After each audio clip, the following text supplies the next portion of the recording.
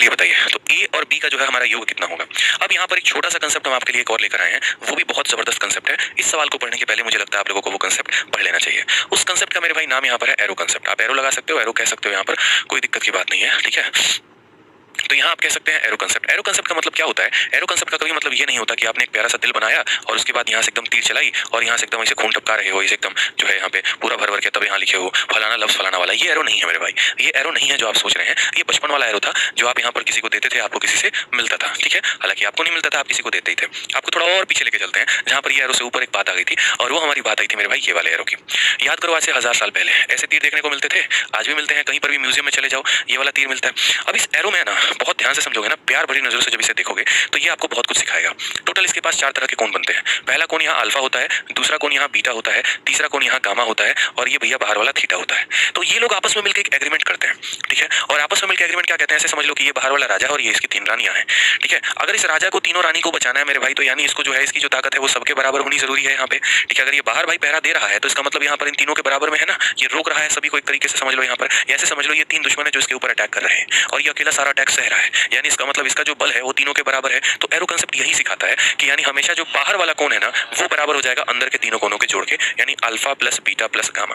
ये arrow concept का मेरे भाई पार्ट नंबर 1 है। अभी पार्ट नंबर 2 भी बताएंगे आपको, ठीक है, कि पार्ट नंबर 1 है हमारा यहाँ पर, जहां आप अच्छी तरीके से सीखते हैं कि अंदर के तीनों कोणों का जोड़ 100 बाहर वाले के बराबर होता है, ठीक है। बोलोगे सर प्रूफ बता दो, जरूरत नहीं है प्रूफ जानने की यहाँ पर। बाकी यहाँ पर अगर प्रूफ जानना है तो इसको लाइनों को खींच के सॉरी तब प्रूफ निकाला जा सकता है, ठीक है।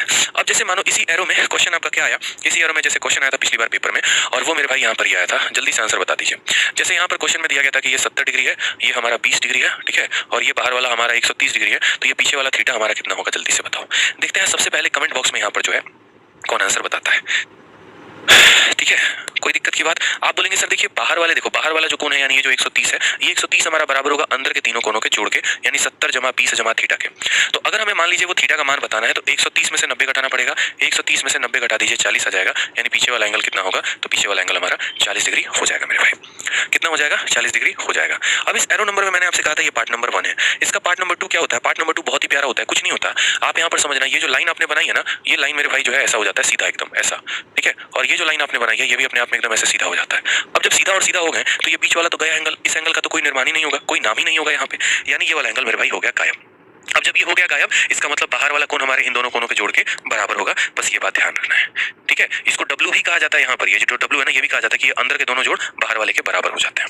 एम कह लो, डब्ल्यू कह लो, जो कहना है कह लो। तो इसलिए यहाँ पर ये जो हमारा गामा है ये हमारा खत्म हो जाता है, इसे हम कहते हैं पार्ट नंबर 2 मेरे भाई। क्लियर है, समझ गए मेरी बात को यहाँ पर? तो इसके ऊपर भी क्वेश्चन हमारा आते रहते हैं, ध्यान रखना है। अब उसके बाद आता है इसका पार्ट नंबर 3। पार्ट नंबर 3 हमारा क्या हो जाता है वो समझिए।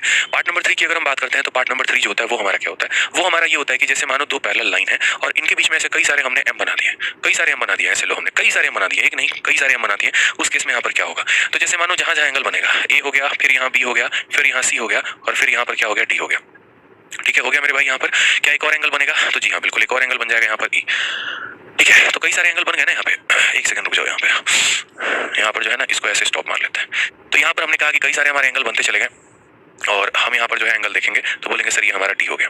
अब उसके बाद यहाँ पर देखेंगे अगर आप ना, तो ये कोण वाला, जैसे मानो ये पी हो गया, ये हमारा क्यू हो गया, और ये हमारा क्या हो गया, आर हो गया। तो उस केस में हमसे रिलेशन पूछा जाता है कि सर इस केस में रिलेशन आपका क्या होगा। तो आप यहाँ बोलेंगे देखो इस साइड में, यहाँ पर राइट साइड में सारे हरे वाले एक तरफ और लेफ्ट साइड में सारे सफेद वाले एक तरफ, यानी कहने का मतलब यहाँ पर ये है कि पी जमा क्यू जमा आर जो होगा ना वो बराबर हो जाएगा हमारे किसके, तो बराबर हो जाएगा ए बी सी और मेरे भाई डी के। यहाँ पर ये साफ लफ्जों में लिखा हुआ है, इसका उपयोग बहुत ज्यादा होता है। तो ये हमारा एरो कंसेप्ट का ही पार्ट नंबर 2 होता है जिसकी हमें यूटिलाइजेशन करनी होती है। इसके थोड़े बारे में डिटेल में हम आपको और अच्छे से समझाएंगे क्वेश्चन देके। तो जैसे आज ये आप इस क्वेश्चन पर हम लोग थे और इस क्वेश्चन का आंसर हमें देना था, हमें एंगल ए और एंगल बी का सम बताना था। अब एक सवाल को करने के कई सारे तरीके होते हैं, मैं दोबारा से बता रहा हूँ, ऐसा कभी नहीं होता ज्योमेट्री में कि आप एक सवाल को एक ही तरीके से करो। अब जैसे आप यहाँ समझो, ठीक है, इसमें साथ में यहाँ पर जो है ना यहाँ पर एक चीज मिसिंग है और वो यहाँ पर ये मिसिंग है कि ये वैल्यू आपकी 50 डिग्री है। ये आपका मिसिंग है, इसको आप लोग नोट कर लो कि ये वैल्यू आपकी 50 डिग्री है और तब आपसे angle A plus angle B का मान पूछा गया। अब इस केस में एंगल ए और एंगल बी का मान पूछा गया तो आप कैसे बताओगे? आप यहाँ बोलोगे सर मेरे को है ना एक छोटी सी बात यहाँ पर याद आ रही है। क्या याद आ रही है? जैसे मानो ये 2 लाइनें यहाँ काट रहा है, अगर 2 लाइनें काट रहा है तो जहां पर भी ऐसे क्रॉस का साइन बनता है वहां पर हमारा वर्टिकली अपोजिट एंगल आ जाता है, तिरछा विमुख कोण आ जाता है। तिरछा विमुख कोण आ जाता है यानी ये हमारा 130 है तो बाहर वाला भी कितना हो जाएगा, बाहर वाला भी हमारा 130 हो जाएगा। हो जाएगा भाई? तो बोलोगे हाँ सर। सर अब एक छोटा सा काम और कर दीजिए, और क्या कर दीजिए, आपको अगर नहीं दिक्कत है ना तो आप इक्वल के लिए बस ये दो लाइनों को यहाँ से गायब कर दीजिए। बस सर, अभी बस समझने के लिए यहाँ पर ये गायब कर दीजिए। अब ये क्या बन गया बताओ? ये तुम्हारा एरो बन गया। क्या बन गया? ये तुम्हारा एरो बन गया, जहां पर अंदर के तीनों कोनों का जोड़ बराबर होगा किसके? बाहर वाले के। तो अंदर के तीनों कोनों का जोड़ अगर बराबर हो जाएगा मेरे बाहर वाले के, तो मेरे भाई हम लिखेंगे क्या यहाँ पर वो समझना जरा। तो बोलोगे सर देखिए यहाँ पर ये लिखोगे, यहाँ पर अंदर के तीनों कोनों का जोड़ यानी ए जमा यहाँ 50 और जमा हमारा हो जाएगा 20 बराबर हो जाएगा किसके? 130 के। तो यहाँ पर ए प्लस बी की वैल्यू जो हो जाएगी वो कितनी हो जाएगी? 130 में से 50 घटा दीजिए यानी 80 डिग्री हो जाएगा। ये हमारा करेक्ट आंसर है, ऑप्शन नंबर ए जो होगा बिल्कुल सही उत्तर होगा। ठीक है।